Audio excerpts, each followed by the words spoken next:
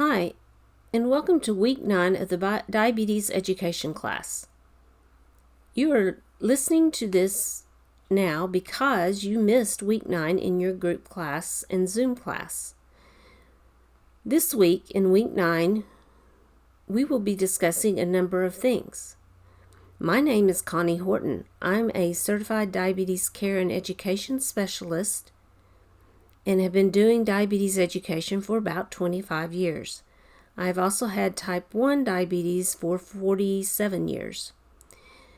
This week we are going to discuss how diabetes changes over time, diabetes complications and how to delay or prevent those complications, the care schedule for adults with diabetes, taking care of your feet, getting enough sleep, planning pregnancy, emergency care plan, emotional eating, and keeping physically active.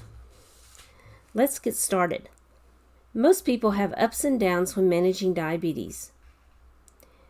In the previous week, you completed pages 95 and 99 in your workbook. Typically, we would share these answers here. But since you're not in your group class, you might just discuss those with your educator when you get back into group class next week.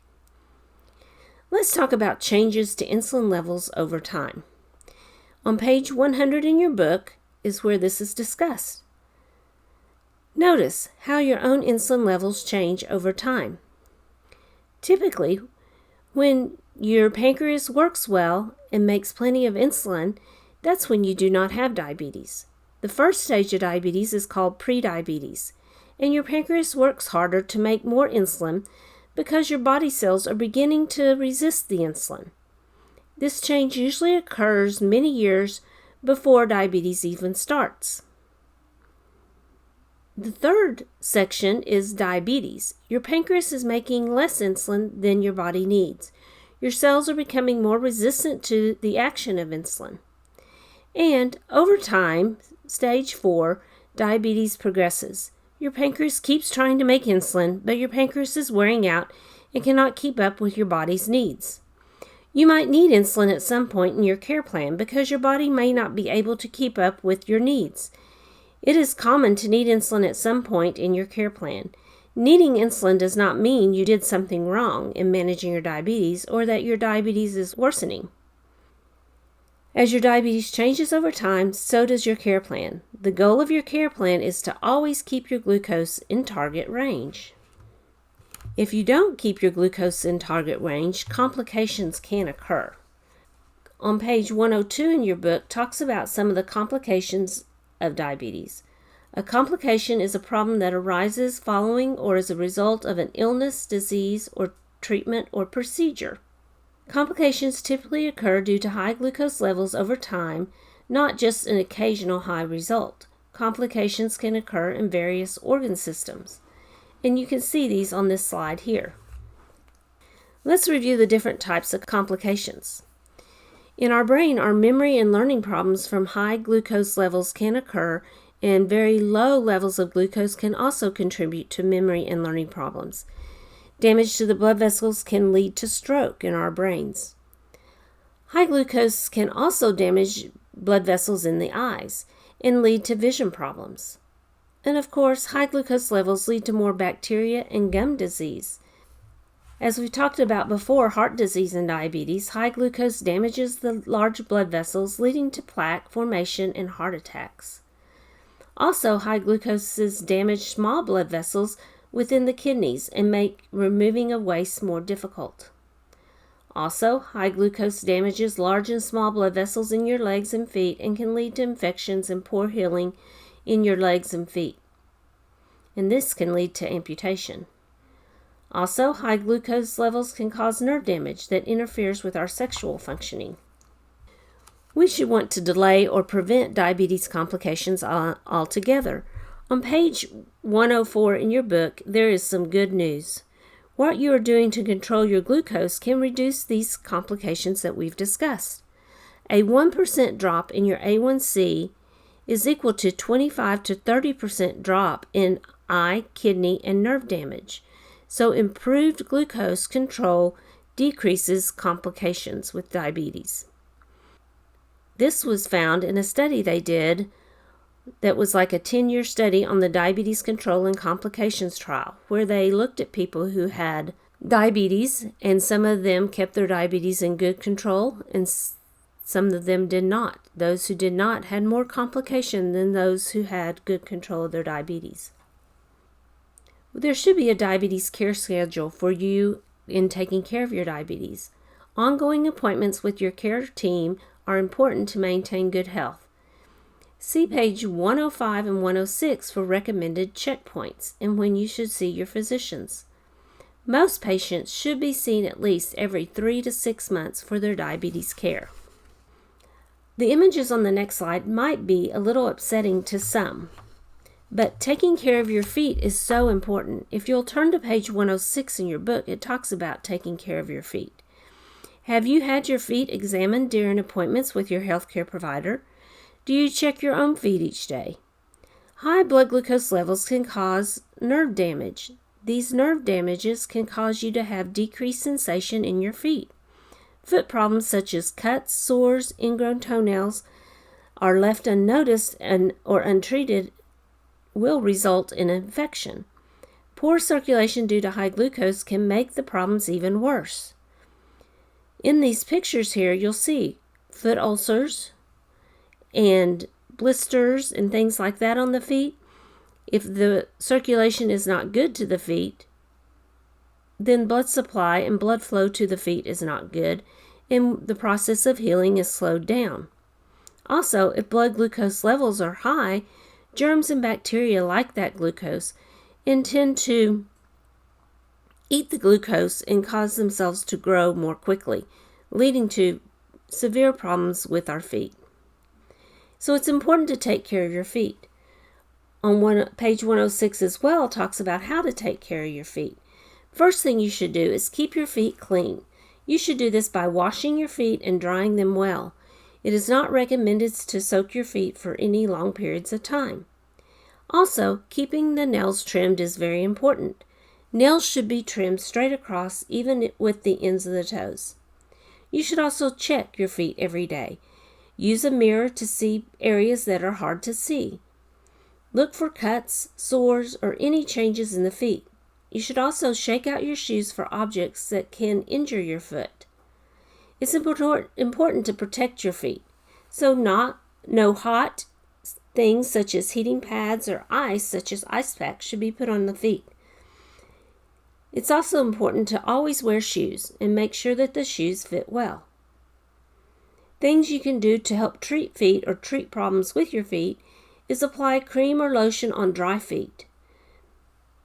I would avoid between the toes. That area stays moist anyway, but creams and lotions on dry feet will prevent cracks and sores and openings in the feet. Treat corns and ingrown toenails by seeing a healthcare provider to help with those. Do not use any sharp instruments when taking care of your feet. And if you see that something isn't healing within a week, you should seek medical care. I also recommend taking off your shoes and socks to prompt them to look at your feet when you visit with your healthcare provider. Let's look at the handout on sleep. I'll give you a minute to go ahead and pull that handout out. Do you get enough sleep? 1 in 3 adults do not get enough sleep. It is recommended that adults need 7 or more hours of sleep a night. A lack of sleep is linked to several chronic diseases and conditions, including type 2 diabetes, heart disease, obesity, and depression. Some tips for good sleep is go to bed at the same time each day, including weekends. Avoid beverages with caffeine in the afternoon and evening. Also, avoiding large meals in the evening is important as well. Keep your bedroom quiet, dark, and comfortable, and at a good temperature. Remove electronic devices from the bedroom, and be active during the day to help you fall asleep at night. Let's talk about pregnancy a little bit. You may not even plan to get pregnant, but you never know. You may meet someone who wants to get pregnant that has diabetes, and you could share some information with them. Of course, it's so important to work with your healthcare provider before conception in order to have a healthy pregnancy. You should keep your A1C less than 7% for at least 3 months before pregnancy and during the 9 months of pregnancy. Glucose goals and meal planning will change during pregnancy and are even a little tighter. Your medication needs will change as well. Now, let's talk about emergency care plans. There is a handout in your packet on emergency plan. It says My Diabetes Emergency Plan at the top. It also has the caution tape at the top and the bottom of the page. No one wants to think about emergency planning, but we all must plan. Do we have what we need for all types of emergencies? Emergencies might include weather emergencies, pandemics. Make sure you have a good supply of medications. Don't wait until the last minute to get your medication filled. And don't pull in the driveway with an empty tank of gas is another way of kind of thinking about this. If you pull into the driveway with an empty tank of gas, you're probably not going to be able to go anywhere else. But if you have gas in your tank, you'll be able to go somewhere. Same thing with your medications. If you have medications, you're going to be able to treat your diabetes and your other healthcare needs. On our page from our packet, we have that we should prepare a portable, insulated, waterproof diabetes emergency kit that contains following items. It should have a list of information such as type of diabetes, any other medical conditions and allergies, medications you're using, and contact information for your healthcare professionals and for at least 2 emergency contacts. It doesn't hurt to have a letter from your diabetes professional with your most recent regimen and also a health insurance card, your living will, or healthcare power of attorney, those types of items. The most recent laboratory result, especially in relation to diabetes, your A1C, any kidney test or liver test you might have had done. And once again, a 30-day supply of all medicines that you take by mouth or injection for diabetes, as well as all other medical conditions. Blood glucose testing supplies, and if possible, 2 glucose meters with extra batteries is not a bad idea. Someone else may not have one, and you could share with someone possibly. A cooler with room for 4 refreezable gel packs, insulin, and unused injectable medicines to be added when ready to go. Empty plastic bottles or something for sharps containers. Some type of carbohydrate to treat low blood sugar. 2 days supply of non-perishable food and 3 days supply of water. A pen and paper to write things down on, and any first aid supplies. It is always important to wear shoes and protect your feet, especially when you're expecting a possible reason that you will be in a shelter or something, such as a tornado. Always put your shoes on if waiting for a tornado.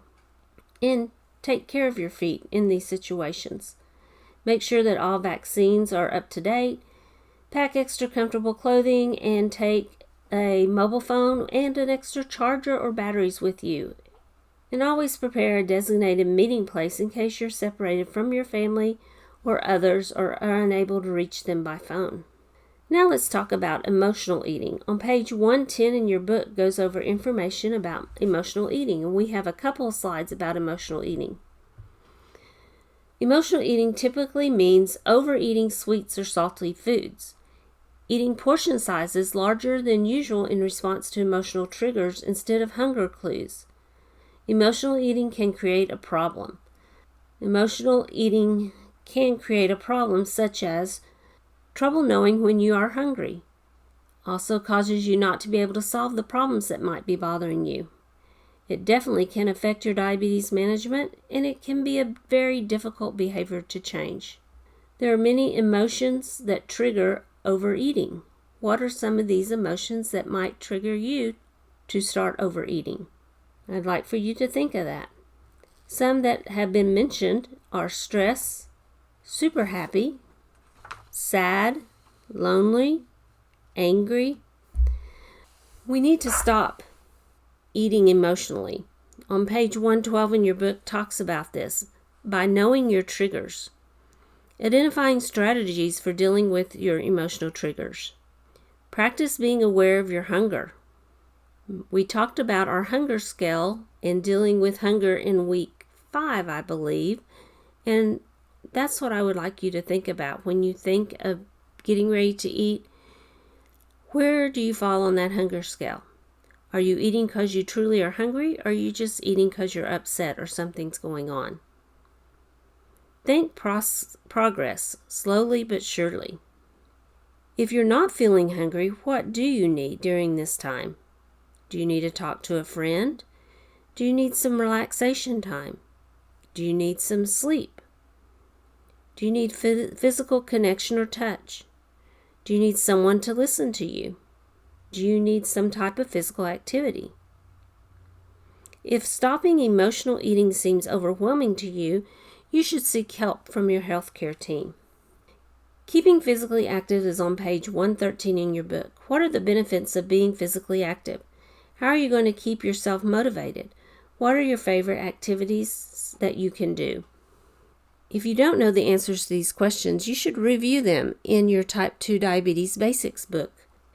I will mention motivation, sometimes making an appointment for a physical activity, building it into your breaks at work, maybe walking with a pet, having a partner to exercise with, plan for bad weather days, make yourself accountable, check how activity affects your blood glucose level. These things might help keep you motivated to exercise. Remember, there are many different things we can do to exercise. There are also apps that can be used and are helpful in exercise. FitOn is one of these apps. It is free. It gives you classes in yoga, bar, boxing, endurance, and at different times and different lengths. My FitnessPal is also good for tracking. A Fitbit is also a good source for tracking steps and those types of things. This winds up week 9 of your diabetes education session. When you meet back in your Zoom class next week for your week 10, I would like for you to bring your diabetes basic book and your goal setting sheet. Have a good rest of the week and follow up with your Zoom class for week 10 of our diabetes education program.